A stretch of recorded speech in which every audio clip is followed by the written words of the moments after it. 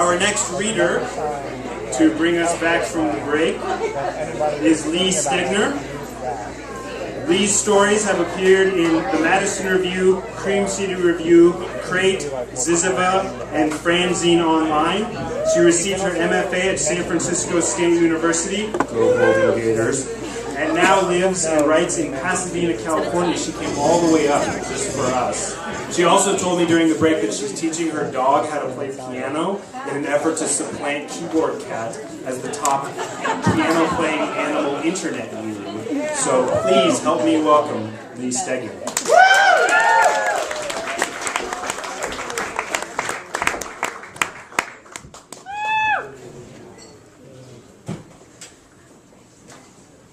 My story is called The Big Tweetback.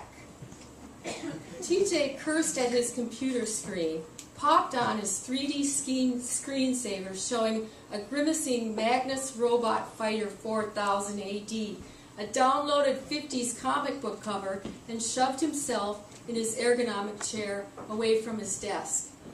He was out of words again.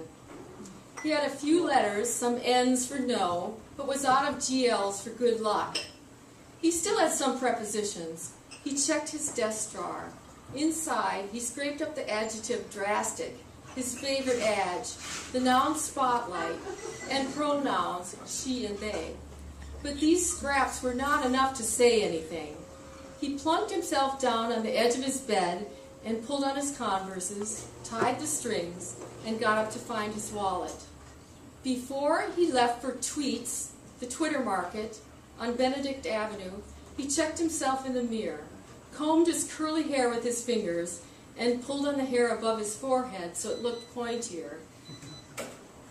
"Love that swooshy door," he mumbled as he walked through the automatic door, and he smiled at the word swooshy. "I'll have to use that," he thought. He shuffled to the cap letters aisle. He needed capital R's for Rochelle, if that was her real name. He had been tweeting her for the past week and liked her tweetbacks. She was sexy smart, he thought, deep. She noticed things, details about music and people and places. She would notice the swooshy door, and maybe she would laugh and shake her head. Her hair might swing if she had long hair. She sounded like she had long hair. He wanted to meet her, but first he had to impress her. He scooped up some Y's, some capital Y's, for yes, and left the aisle. He hesitated at the adults-only aisle, but decided he needed to clean up his palette for Rochelle, and scurried over to the art words aisle. Rochelle was studying art concept at New York University. Not only that, she formed original works with found objects. Formed. She always used the word formed when she talked about her art.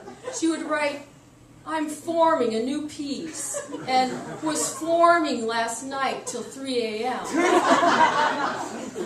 He scanned the artwords inventory and found conceptual, Warhol, surrealism, and deconstruction.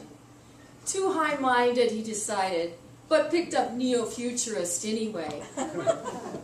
He could riff off other artwords in the nouns aisle by picking up surreal and concept.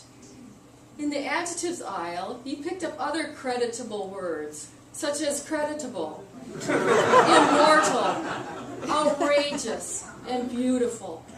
Beautiful was always a gem word for women. These 2 to 3 syllable words would be expensive, but he wanted to make an impression. The nouns aisle was difficult. He hadn't planned out what he was going to say to her and went for the necessary nouns like lunch and stuff, and then chose some rare, more expensive nouns like galaxy and downtown.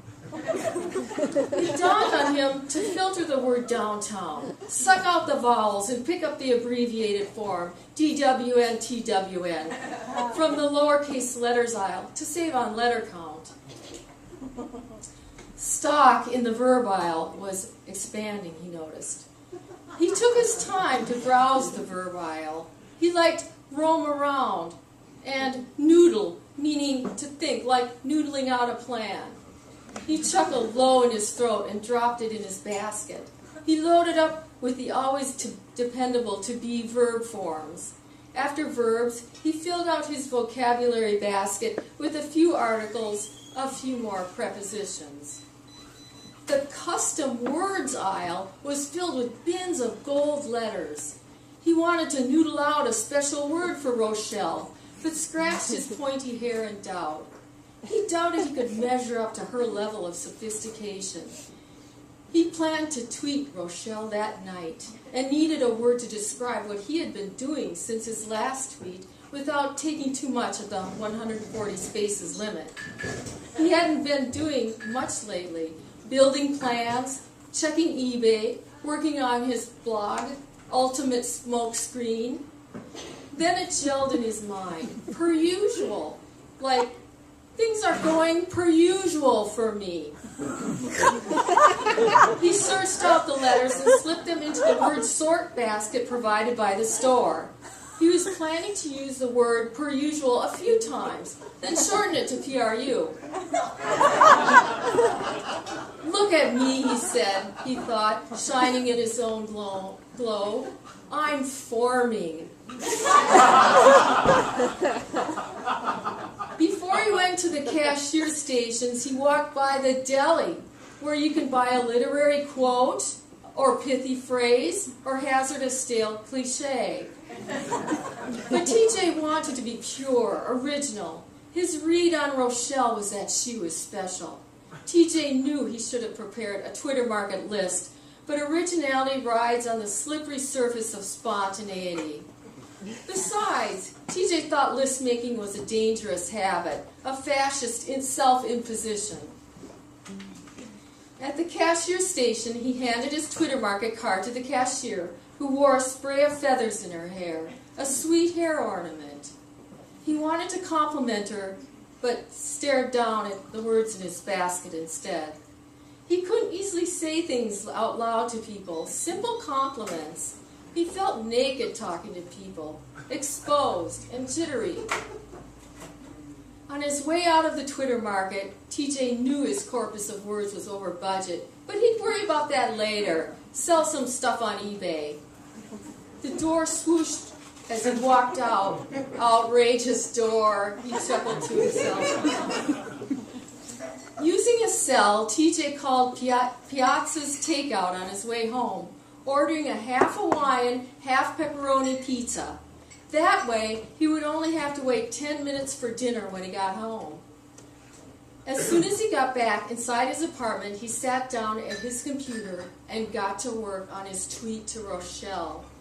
He wanted to meet her somewhere. He wrote, R.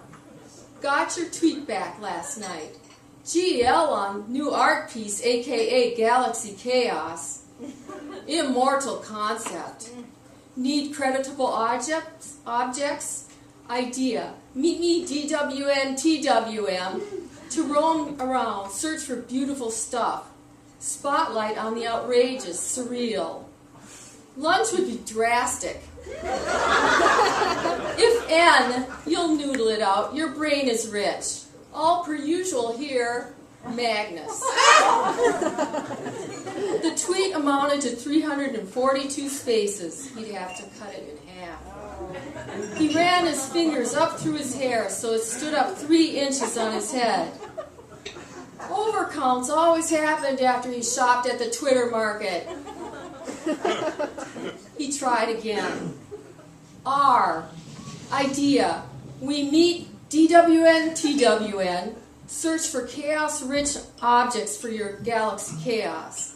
Then eat on 48th. Drastic place. Neo-futurist interior. Yummy noodle bowls. Mag. The tweet count was 138 spaces. Outrageous. TJ pressed the send button just as the pizza deliverer rang the doorbell, and he skid-skated to the door in his socks. The pizza was tasty messy. He ate more than half, wiped his face with a plaid dish towel, and slid the rest of the pizza in the fridge for breakfast. Then he frowned. Now that his tweet was sent, he had to wait for Rochelle, for the tweet back. He flopped down on the sofa and pulled a blanket up to his chin for comfort. He couldn't work on Ultimate Smokescreen, couldn't play Magnus 4000 AD on the computer, couldn't even laugh at old TV reruns of The Zone. He felt sweaty and cold and drastic. What if Rochelle turned him down? Or what if she agreed to meet him downtown? The outcome, either way, was a horror show. TJ's hands and legs started shaking and shivering in the icy time, facing the big tweet back from R.